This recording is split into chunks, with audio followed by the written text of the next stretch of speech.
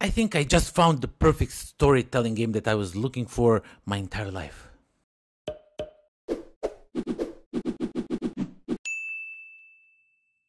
Hi, you fine internet people. This is Daniel from the future. Now, before we start this video, you will notice that this game is called Lands of GALZYR. Now, it is spelled GALZYR like this, and for some strange reason, I keep pronouncing it GALZYRIA like this, which is wrong. The right thing is to say GALZYR. So Land of GALZYR is the name of the game. I do apologize. My mind went blank on it, and yeah. Let's continue with the video. What's up everybody? Welcome to the Life of a Board Gamer. My name is Daniel, and today we are going to take a closer look at a game called Lands of GALZYR.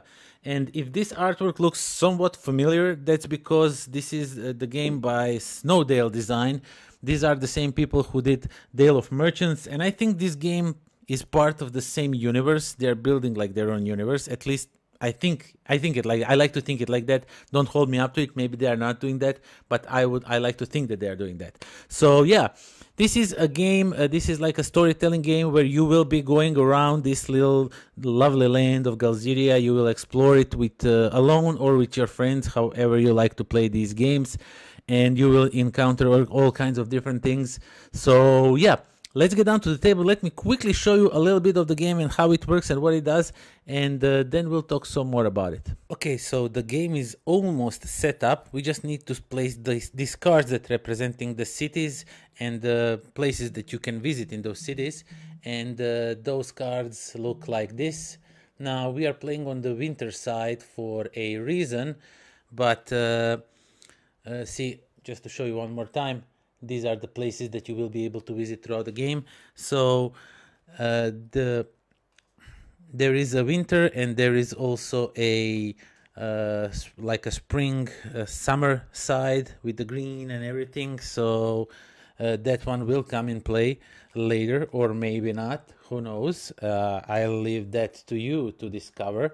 But now basically what we are doing is we are just going to put these cards where they belong, like this. I just wanted to show you this live because, you know, once I put the card, you can't really tell if there's a card here or not, because they blend really well, and I thought you would probably be confused. So the next thing is we have 3 starting quests over here that you will be able to visit, and we have these tokens that will mark in which city the quest is located.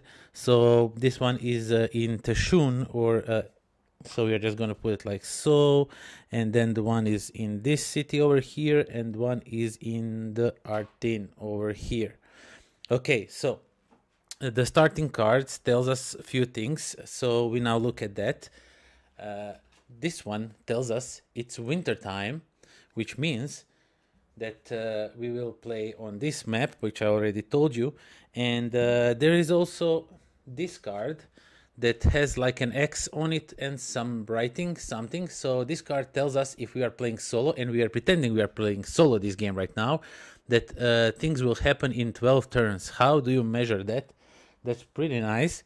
I will show you that in a second, but first of all, we need to start an application, and you just start an application on your mobile phone, and then you press because on the card says December, you say that the game starts in December, and it tells us it's Friday. So we put a sun token on Friday, and now we'll get back to this application pretty soon.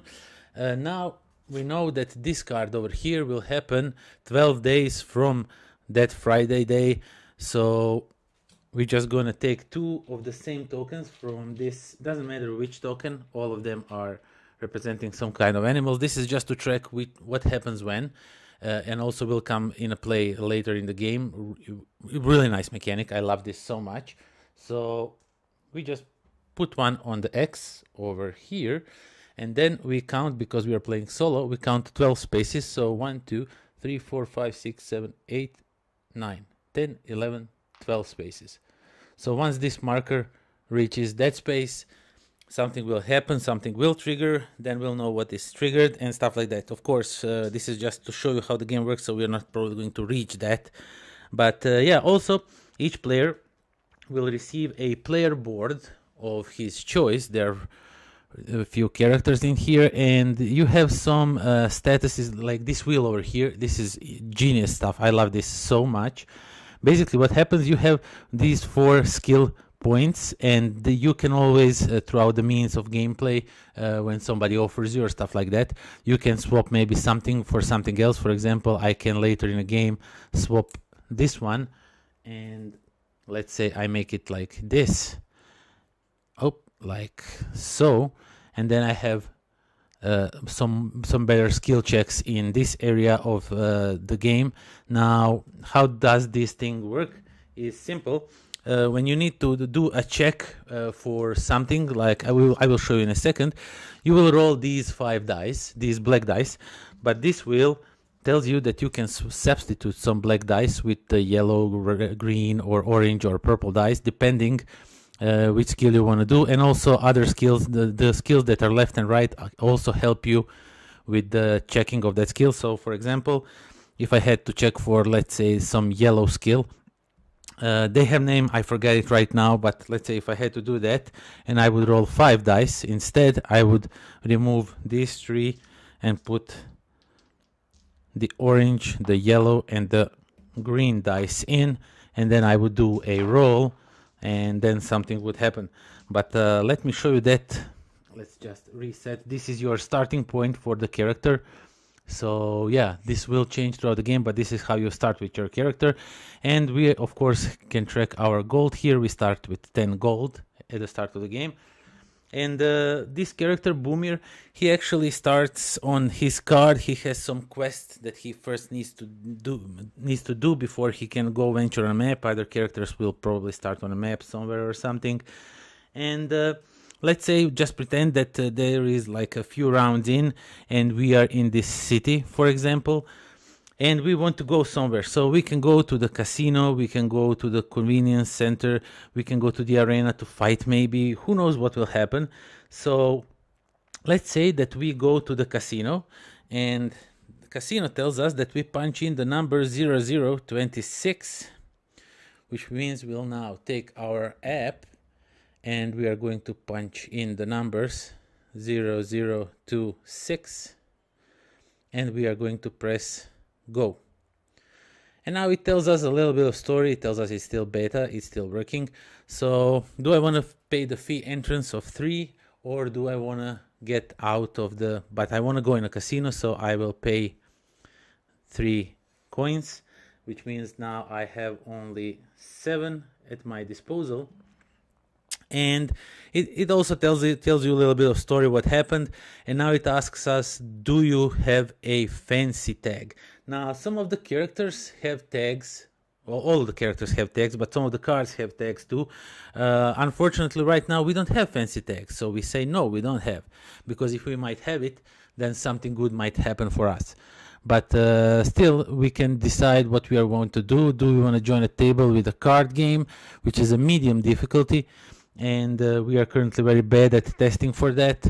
It requires us this eye icon, and we are terrible at that right now. But we can join a table with a dice game. Of course, we always love dice.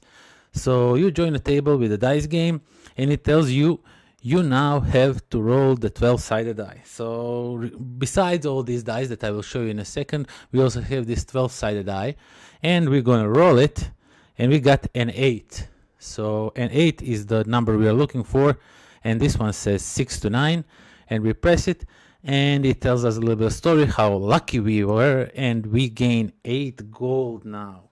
So we are now currently at 15 gold. So gambling is not good. This does not promote gambling. So, but yeah, this was really lucky roll, and yeah, that's what you do. At the end of the day, but before you do some of this stuff, some of these scenes, you have to move first if you want to. That's really optional.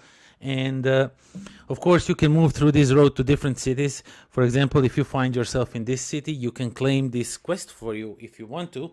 Now, the thing about quests is they give you a little bit of story over here, just a vague story about what might be underneath. You don't know what is underneath this quest, but once you take it, then you flip it, and now you see what you need to do, where you need to go, and which card, which action from the application you need to activate to find out what happens.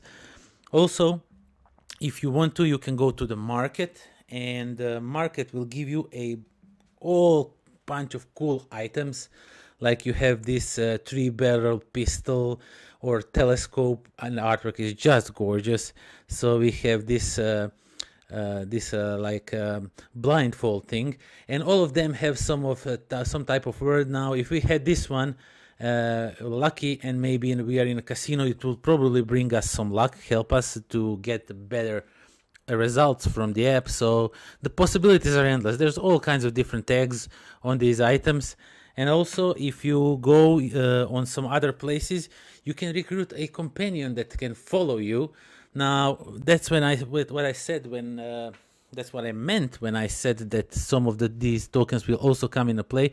Because let's say, for example, this guy, you can recruit him for five turns. After 5 turns, he will go away because you paid him just to follow you for 5 turns for 5 days, so to say. So basically, you will just put him somewhere alongside your character. You will pick then some 2 tokens that are of the same design, and you will put 1 on here, and then 1, 2, 3, 4, 5 on here. And once this marker moves on that token will be resolved, and resolved in this case says discard. Now there's also an option. So now you can, for this one, for example, you can delay his departure, so to say, by 2 turns, and then you roll a dice and something happens. Or you can, there are some characters where you just pay them more money and they stay with you as long as you pay them. So that is basically that's how you do the skill checks and all that stuff. That's how you play this. Once the game ends, you will be able to continue playing the next day. The game will progress, and the stuff you do in the world will impact the other stuff that happens in the app. And yeah, that is basically how you play Lands of GALZYR. Okay, so that was a Lands of GALZYR, and before I start telling you how much I'm in love with this game, I forgot to show you that we have 3 more characters. You are not only getting 1 character, you also get this like a bird thingy, and this like a lizard and a frog guy. They have names. They Keridai. It's really hard to pronounce some of them. More and Aisala, I think, and they have different starting stats, so each of these characters has different things going on, so they're pretty much different. Basically, if you play this game solo, you will have like 4 unique characters to play with, and then sprawl into who knows how many different stories and whatnot. So yeah, about the game itself, I said at the start of this video, is this the perfect storytelling game for me? And I can say it without ease. Yes, it is. It is absolute perfection. I love it so much. Now, why don't I like other storytelling games? Usually, it's about the stories. I like short little snippets of the stories. I don't like when you start talking to me, because I have like short span attention. You see, when I'm talking, I'm jumping from subject to subject. So I have like short attention span. Now I can play longer games, of course I can, but usually I get distracted very easily. And if you talk to me too much, if I have like a huge giant sprawling story and now what happens and you are explaining every scene to me and everything, I tend to drift away. And this game really keeps me constantly on, because the stories are very short, they are very on the point. Something happens, do some checks. That happened. Okay, so now, because you rolled good or bad, this and this happened, it tells you a little bit how it happened, and that is that. And you are done with it, another player goes, and another player goes, or if you play solo, you just move the marker, 1 day has passed, and then you start traveling again, doing different stuff, encountering different stuff, and that's absolutely what I like about this one. I think it's even possible to play this with a younger audience. I'm not sure if they would be able to play it alone. I think they could, but I don't want to state that they definitely could. But if you are like me, somebody older, and you have a niece that is like, she's 30 now, so she's really like, she's there and everything. But if you have I have a little kid that's 3, but I hope that in like 3 or 4 years, when he's 6 or 7, he would be able to play this with me. I would just tell him what happens and lead him through everything, and I think he could grasp what is going on, because the stories, as I said, are pretty short, simple stories.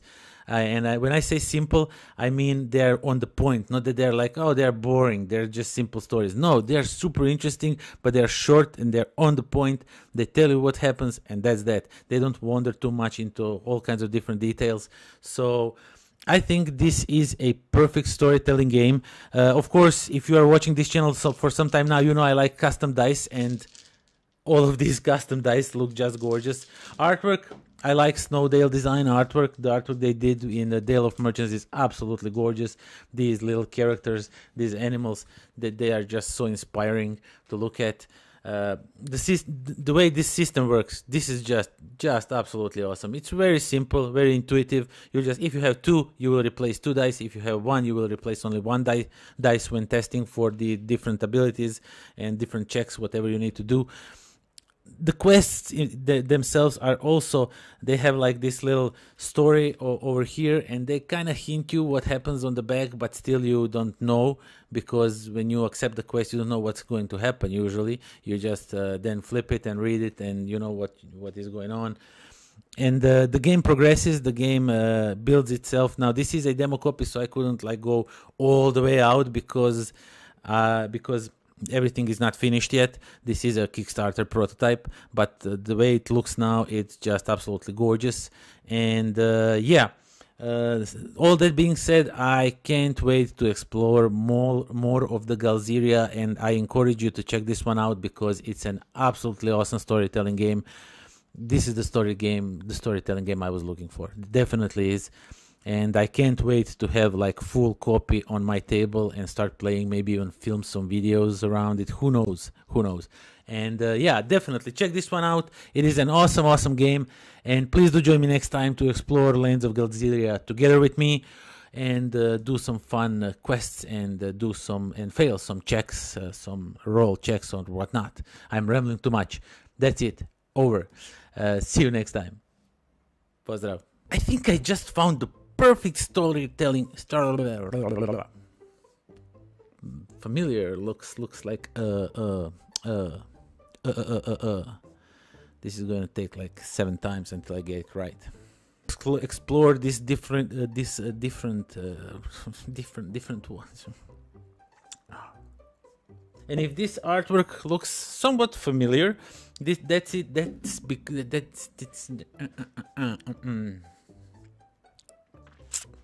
As you go through till the end of the game,